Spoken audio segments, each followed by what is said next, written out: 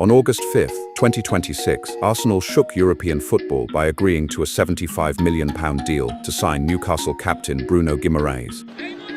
So Guimarães to deliver, and that is right on top of the And rival supporters, it sounded like a statement of absolute Premier League dominance, a ruthless champion flexing its financial muscle to complete an unstoppable midfield unit. To the accounting board at the Emirates Stadium, it marks the most critical turning point in the club's modern history, before the tactical breakdowns, before the title celebrations, and long before the ink dried on his contract through 2031. This transfer triggered the ultimate test of Arsenal's financial soul, a move that directly challenges decades of Arsène Wenger's self-sustainability model, tests the stability of Mikel Arteta's dressing room wage hierarchy, and exposes a brutal financial trap hiding inside Newcastle United's balance sheet. Overall, you look at Arsenal and you look at the fact they're going to bring in Bruno Guimarães as well. It's going to be a conversation I feel we're going to have a lot over the next couple of weeks as we count down to start the Premier League.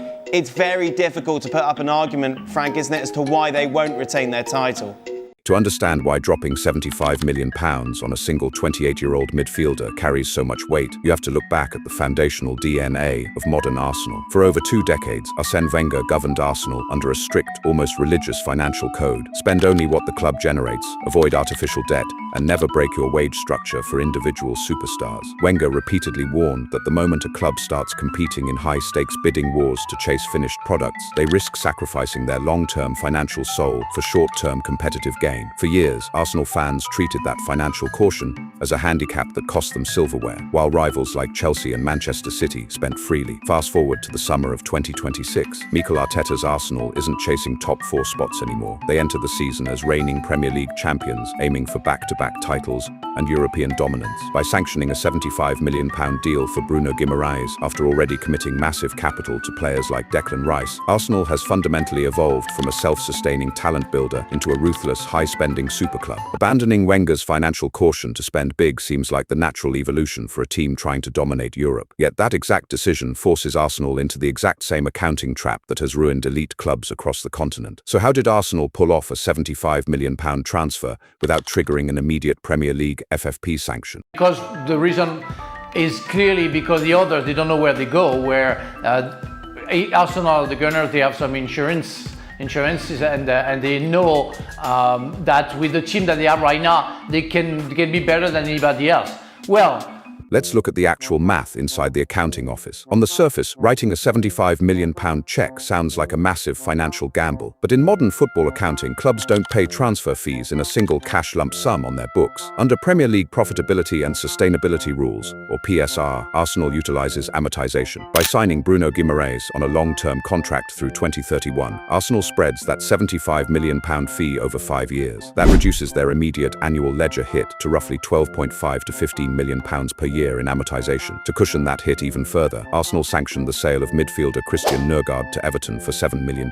That single transaction provided an immediate cash subsidy and freed up vital wage headroom on the payroll. With over £300 million in reported available transfer capacity entering the summer, Arsenal didn't need desperate player liquidations to balance this specific deal. The real fiscal disaster of this transfer isn't sitting in London, it's sitting inside St James's Park. Newcastle originally demanded a strict minimum of £80 to £100 million for their captain, having already sold Sandro Tonali to Tottenham for £100 million and Anthony Gordon to Barcelona. However, when Guimarães publicly forced the issue by communicating his desire to join Arsenal, Newcastle lost all market leverage. Compounding the damage, Newcastle negotiated a 20% profit sell-on clause with Lyon when they first bought the Brazilian in 2022. Because of that clause, Newcastle will only bank around £67 million net from the sale, losing their captain, losing their midfield anchor, and taking a major haircut on the final fee. Newcastle taking the financial hit, while Arsenal cleanly amortized the fee, looks like an absolute accounting victory for the Gunners. So why are football analysts warning that this exact move could trigger a massive tactical and financial fallout inside Arsenal's own dressing room?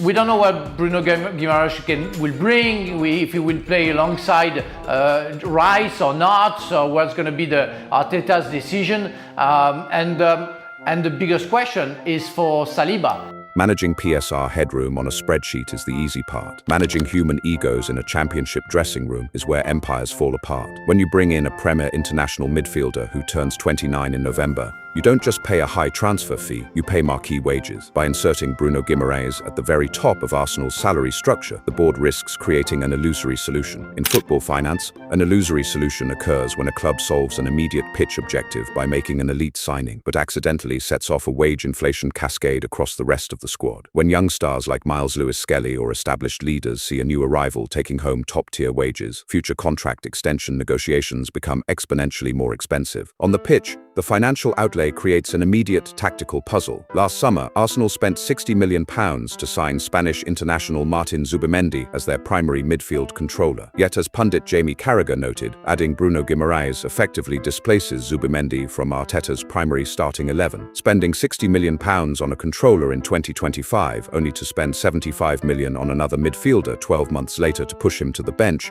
is a staggering luxury. It creates a stacked world-class squad capable of competing across 4 competitions, but it also represents a level of squad redundancy that Arsène Wenger spent 20 years preaching against. Adding world-class depth gives Mikel Arteta the ultimate squad to dominate both the Premier League and the Champions League. Yet when you look at the long-term ledger, is this spending spree a sustainable master plan, or a dangerous addiction that forces Arsenal to keep spending bigger every single summer? It's a good thing that Nketiah signed the contract, and I forgot the other one, Mosquera, yes, can play in that positioning, but nobody's going to replace Saliba. And when you have Gabriel and Saliba, you are strong. You know that you are stronger than anybody else, and that's what it is. So, yeah, if I was an Arsenal fan, I won't be worried.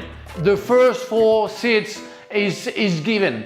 Now, can they double and win the Premier League again? Here is the final verdict from the accounting department at NetSpend FC. The £75 million transfer of Bruno Guimarães proves that Arsenal has officially closed the book on the Wenger era. The days of balance sheet conservatism, wage caps, and selling key assets to pay off stadium debt are permanently over. Financially, Arsenal executed this deal with precision. By structuring the amortization over 5 years, leveraging outgoing player sales like Christian Nørgaard, and exploiting Newcastle's weakened market position, the club added an elite midfielder without breaching PSR parameters. However, the true cost of this transfer won't be calculated in August. It will be calculated over the next 3 seasons, as Arsenal manages a soaring payroll, navigates squad rotation for high-value signings like Martin Zubimendi, and attempts to maintain the team harmony that brought them to the top of English football. Arsène Wenger's initial warning remains true. When you buy success on the market, you must be prepared to pay the price when the bill comes due. Arsenal has proven they have the financial headroom to afford the fee. Now Mikel Arteta must prove that turning Arsenal into a £75 million spending powerhouse delivers the ultimate prize, back-to-back Premier League titles and European glory. Which brings us to our final question for the NetSpend community. Is signing Bruno Guimarães for £75 million the ultimate masterstroke to dominate Europe, or did Arsenal just break their financial soul? Drop your breakdown in the comments below, smash that like button, subscribe to keep your ledgers clean, and we'll see you on the next NetSpend audit.